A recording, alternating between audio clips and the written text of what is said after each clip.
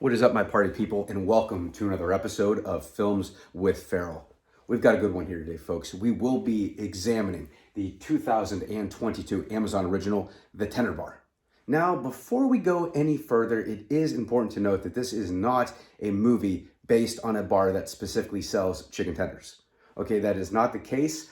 The last thing I would really want is for one of my viewers to be scrolling through their Amazon feed, click on a movie with a very cool title and a pretty good cast, spend about 60 minutes of your time waiting for them to start talking about chicken tenders, giving the movie a little bit more time only for the credits to roll and you're left dumbfounded wondering what you just watched because there's no chicken tenders even remotely brought up in this movie. So then you go about creating a podcast / video vlog for YouTube where you review movies so you can review a movie that isn't about chicken tenders to make sure that your audience knows that they aren't watching a movie about chicken tenders if they fall for that trap.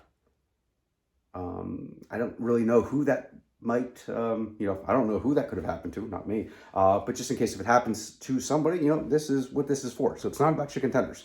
So folks, we've got a good one here today. Before we go really any further, it is important to note, special shout out to this week's sponsor. This week's sponsor is Stanford Student Loan Servicing. Okay, now Stanford Student Loan Servicing, over 1 billion students left in crippling student loan debt since 1969.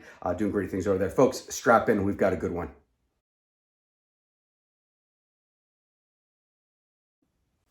All right, party people. So like I mentioned, we will be reviewing the 2022 Amazon original, The Tender Bar. Okay, this is probably one of the more well-known, recent movies to actually just do a straight to Amazon release since Chris Pratt did The Tomorrow Wars. If you're not familiar with that movie, we actually have a review as part of season 1 of Films with Farrell. Go ahead and feel free to check that out. While we have you here too, if you're liking what you're seeing, please feel free to like, subscribe, comment, anything that you need to do to keep up with the videos. All right, so again, Amazon original movie, The Tender Bar. What I like about the streams, what I like about not having to go to a movie theater, you can pause it. If the movie's kind of dragging a little bit, you can feel free to hit the pause button. You can go about your day. You can kind of break it up into sections. You can also just go to the bathroom. You don't have to get overpriced popcorn, things along those lines. So, that's a win right there. But when we're looking into this movie, it is a rated R movie. With your rated R movies, naturally, you get your shits, your dams, your fucks, so on and so forth, right? So we are looking at a, not a lot of swear words, but a decently swearing movie. I mean, it almost seemed like a Boston accent at times, but I guess it was a Long Island accent, even though the movie actually shot in Massachusetts. But anyway, you're looking at about an hour and 46 minutes runtime. So not extremely long. Again, this is on a streaming platform, so you can hit pause. You can break it up as you go. What made this movie for me? The cast. Absolutely amazing, right? You have Ben Affleck kind of as the low-key star of the show. He plays Uncle Charlie in the movie, but he absolutely just kind of steals the show in the scenes that he's in my opinion. You've got Ty Sheridan, you've got Daniel Raniere, you've got Lily Rabe from American Horror Stories, and you've got Christopher Lloyd. Kind of cool to see Christopher Lloyd. I haven't seen him in since Back to the Future, so it's good to know that he's still out there, he's still doing things. So that's really just about the cast. When you look at just everything going on here as well, we're looking at directed by George Clooney. You know him, you love him, maybe not. Directing this movie, one of the movies I remember that he directed was Ides of March. I really like that movie with Ryan Gosling, so I was really excited to see what he can do with this. He was able to kind of get this script from the memoir of J.R. Moehringer. Okay, so author, this was his memoir. These are kind of like the true events of his life. So when we're looking at this cast right here, this is the story of his life, and then it was adapted into the screenplay right here by William Moehringer. So a lot of heavy pieces going on in the making of this movie. So let's go ahead and dive in a little bit deeper. A lot going on with this. This movie was based on the memoir of J.R. Moehringer. Right, so George Clooney takes on this project as directing it. George Clooney, no stranger to being behind the cameras, actually directing a movie. Did Ides of March, also did Suburbicon with Matt Damon. So, I mean, he has directed other movies before. We talked about the writing of this movie. Obviously, the writer, William Moehringer, was writing this based on the memoir that he read of JR's, right? Moynihan has wrote such things as The Gambler with Mark Wahlberg. He wrote Edge of Darkness. He also wrote The Departed.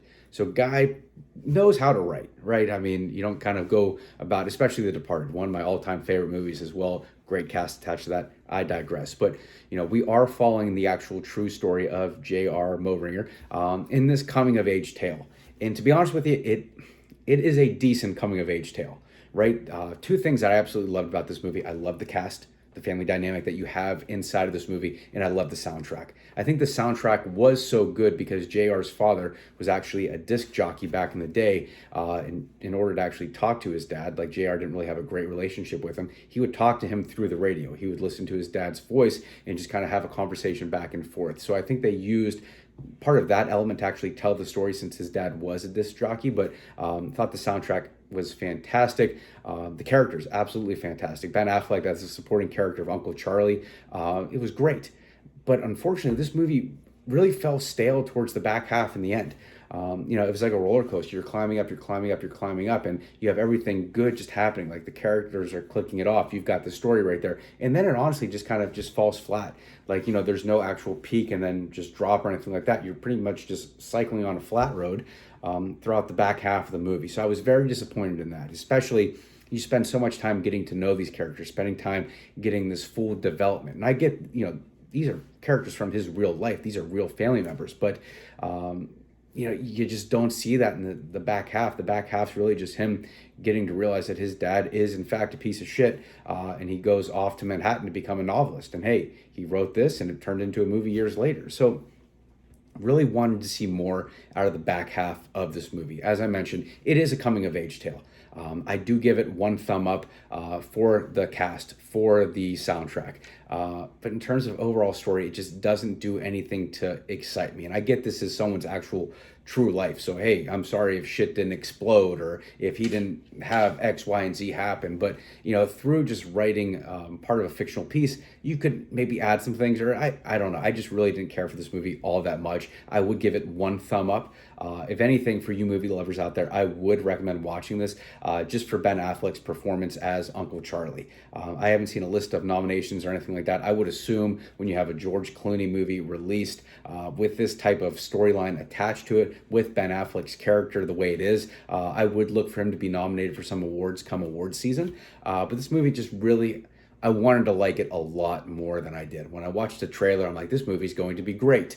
But trailer got me. And I'm not talking too much shit on this movie because I do think the movie lover would, at least appreciate the art and appreciate the first 45, 50 minutes, we'll call it. And then it just kind of falls flat. I mean, it is him coming of age, coming to, just come to grips with some issues from his childhood, which are always important to, to have in the movie. But I just didn't really care for it too much. So folks, I really appreciate you making the time here. If you like what you see, please feel free to look into wherever you get your podcast, wherever you get your YouTube videos, which is probably YouTube.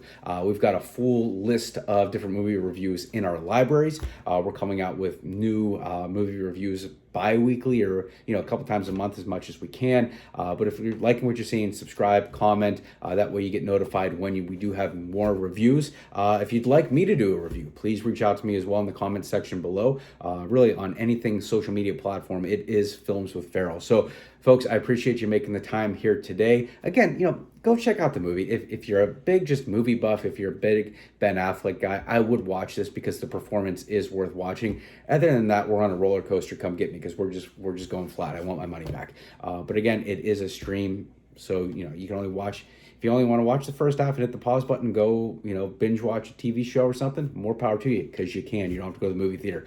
Folks, have a great night. We'll talk with you here soon.